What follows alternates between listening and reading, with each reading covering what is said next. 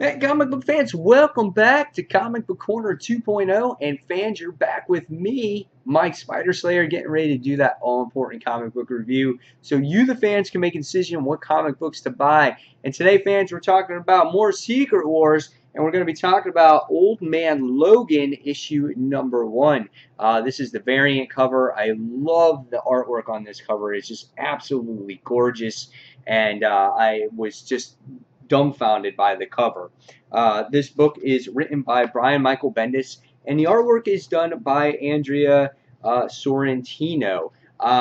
If you know, she recently did a art on Guardians of the Galaxy from the Black Vortex, and then was on the actual Green Arrow run for a while. The artwork, I love the artwork. My thing with this type of style of artwork is that I feel that in a world like Battle World, I feel that it needs to be more detailed, and you need to see more people's faces just to see the differences and things like that in Battle World, what's going on. But this is a very like mature rated book if you went more into detail with it. So I guess maybe that's why they went with this style. But we can see that there's lots of violence going on. I do love the pinpoints and all the action sequences on here. I love the paneling. It's very different, you know, from what we're used to seeing in comic books. Again, there's ears and body parts flying off in here. And I think for them to get away with a mature rating with this, I guess they had to go with this type of style art. Get to see people flying through windows. I mean, it is a absolute outstanding artwork to look at, you know, when it comes to the action. But again, when it comes to the people's faces and whatnot, they're very dark. You don't see their faces at times. It's even really hard to make out this is Logan here, and it's very frustrating to try to connect with these characters when you don't see their faces. So that's like my gripe with the artwork. But again, the scenery, the action shots, it's real gorgeous. Reminds me of a type of Western style of book, because it does take place in like Nevada and in areas in that nature. So what did I think about this story? Well, here's the little narration that they give you in the beginning. Now, I'm just letting you know, I'm showing spoilers in this book, so of course it's only Wednesday, so if you guys have not read this, please read your copy first and then come back and see the review in full.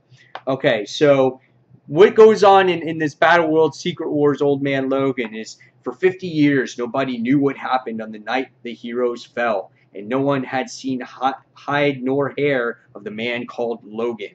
Only that he had sworn never to unleash his claws and rage ever again, a man concerned only with protecting his family. But in truth, Logan was manipulated by Mysterio's illusions into killing all of his fellow X-Men. It destroyed him. But when the Hulk and his gang killed Logan's wife and children, Logan rose again. Unsheathing his claws, he massacred the Hulk family, taking their sole survivor baby as his own. He swore never to turn his back on his duties as a hero again, and set off to make the world right. So I would love to read that story in itself. I'm just sitting there going, wow, Mysterio made everything all weird. He killed Hulks, you know, stole babies. I was just like, wow, that's crazy. But in this issue, it's a very quick read. We get to see a whole bunch of different types of daredevils in here, but they're like gang members. They wear the daredevil suit and they have no reason what it is, so they're just like a gang of daredevils. And right away they're doing gambling, they're doing, you know, kidnappings and things like that. And Logan goes and he tries to just destroy and mutilate everybody, and that's Logan. And he frees everybody that happened, you know, that was held captive. And that's really the introduction of the story. We find out that the villain here, his name is Gladiator, and you know, we see what happens, what Logan does to him in the issue. Again, the characters' faces are very dark throughout. And then when this issue really, I think, starts to pick up for me, like story-wise, is we get to see Logan he picks up an Ultron helmet. And he realizes that the version of this Ultron, I think was an Ultron either a 5 or 8. I forgot which model number it was. But he's very intrigued. He wants to find out where this Ultron came from and if it's going to cause a problem going further.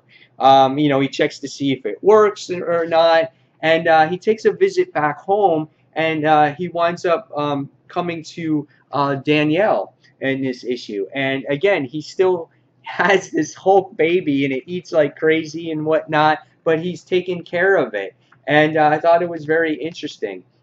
So we find out in the issue that Logan is leaving home again, and Danielle, just to let you guys know, is the daughter of Luke Cage. So just in case you didn't know that. So it was very cool reference there on how, you know, Logan was like, oh, your father fought a few of these quite in his day and whatnot. So I thought that was pretty cool. And then we go into Hammer Falls, and he goes to visit an old friend. But this old friend is not the person that you see here. It is Emma Frost.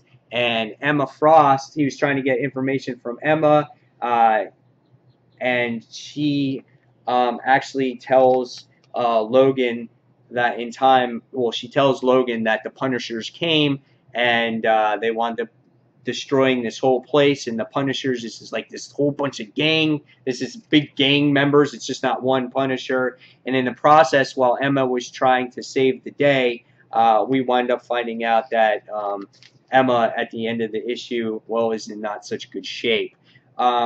And we get to see, by the time we get to the end of this, is again, Logan is determined to find out what this Ultron head is about and where it came from. So, yeah, that's the story here in a nutshell. You really got to look through it, read through it, really appreciate what the story has to offer here. It's quite interesting because it seems like Logan has quite a recollection of, I think, what happened in the past, that maybe kind of where he came from or whatnot, or maybe this is just the world of the way the world was, and he remembers fighting with his father because it was 50 years ago. So I thought this was an interesting issue. I don't think it was the best, just because, again, the artwork, I would have loved to see more facial expressions. And for me, that's what captures me in the book. I can really sense, you know, the feeling and the story of what's going on. Here, I can't. I feel distance when I have that artwork presented to me. For action shots, it's phenomenal. But when it comes to, you know, those moments, it doesn't capture me like it should. But again, it's a setup issue. It's going to be interesting to see what Logan does with this Ultron head.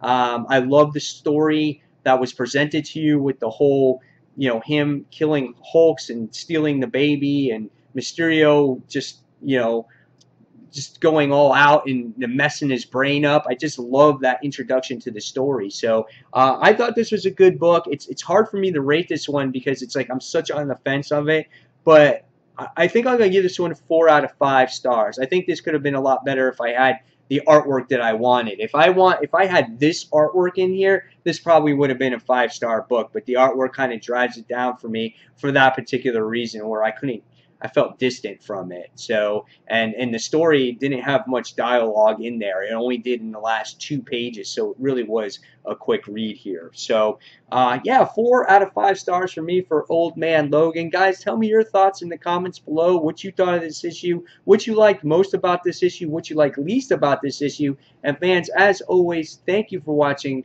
Comic Book Corner 2.0. And fans, until that next comic book review, you can check me out now on a Comic Amino app. You can download it on your phone, and you can follow me there for all kinds of exclusive content. And fans, again, until that next comic book review, this is Mike Spider Slayer signing off. Take care, guys. See you soon. Bye.